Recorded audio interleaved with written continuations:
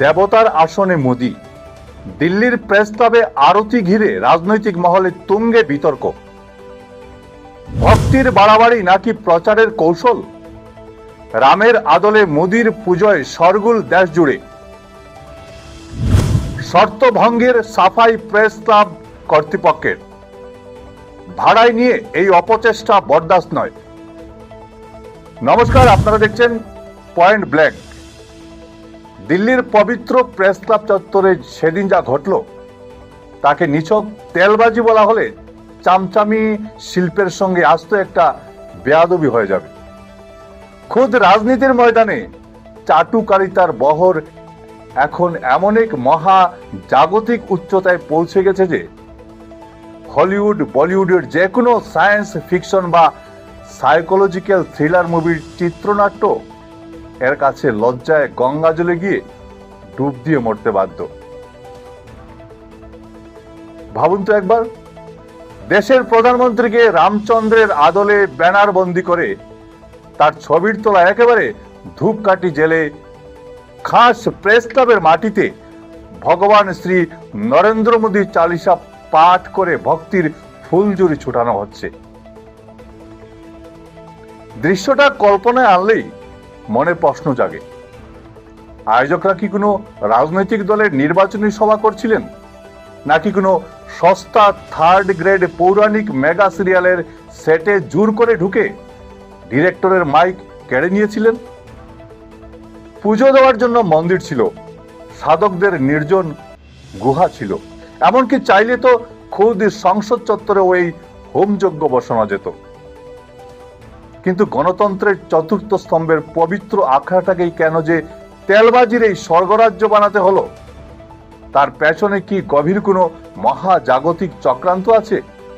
অতি উৎসাহী ভক্তকুলের মানসিক অবস্থা দেখে মনে হয় তারা বুঝি পাকাপোক্তভাবে ধরে নিয়েছিলেন যে এখন থেকে স্বর্গের দেবতারাও দেশের ফাইল ক্লিয়ারেন্সে দেওয়ার আগে এই ম্যান্ডেট আর চাটুকারিতার বহর দেখি ওপর থেকে ওম শান্তি ওম আউড়ে দেবেন।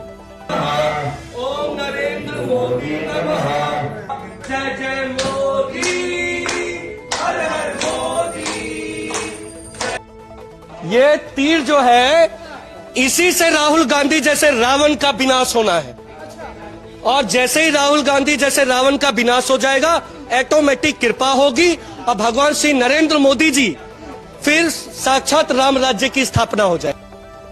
তবে এই ভক্তি যুগের মহা নাটকের সবচেয়ে রসালো এবং জমজমাট ক্লাইম্যাক্স এলো তখন যখন সোশ্যাল মিডিয়ায় এই ভিডিও দাবানলের মতো ছড়িয়ে পড়ার পর ক্লাব কর্তৃপক্ষের তরফ থেকে এলো সাফাই।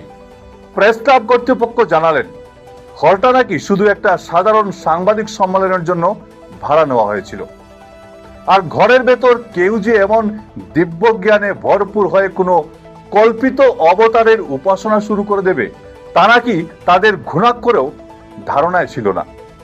এ দেশের তুষামোদের বাজারে রকেটের গতিতে চলা এই অন্ধভক্তির কারবার প্রমাণ করে যে তেলবাজির এই নিম্নচাপটি মাঝে মাঝে দুর্দান্ত সব কমেডি স্টিচের চেয়েও বেশি বিনোদন যোগায়।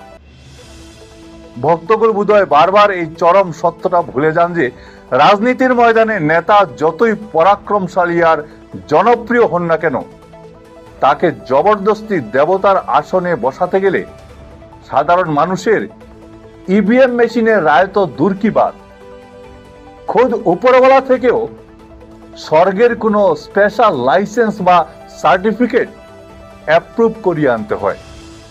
আর এই পার্থিব রাজনীতির ধুলোবালির মধ্যে সেই স্বর্গীয় লাইসেন্স পাওয়া তো বহু দূরের কথা। উল্টো এই অন্ধভক্তির চুটে সংশ্লিষ্ট নেতার খোদ ক্যারিয়ারের 12টা বেজে গিয়ে তিনি যে রাজনৈতিক মহলে পরম উপহাসের পাত্র হয়ে ওঠেন সেটাই এখন চর্চার বিষয়। এবার মঞ্চ আপনাদের জন্য। আপনাদের কি মনে হয় নেতাদের তেল দিতে গিয়ে এই ধরনের অতিভক্তি কি শেষ পর্যন্ত তাদের ভাবমূর্তি উজ্জ্বল করে, নাকি সোশ্যাল মিডিয়ার যুগে তা রাজনৈতিক মহলে শুধু হাস্য সম্পদ ট্রোলের খোরাক হয়ে দাঁড়ায়? কমেন্ট বক্সে আপনাদের মতামত জানাতে কিন্তু ভুলবেন না।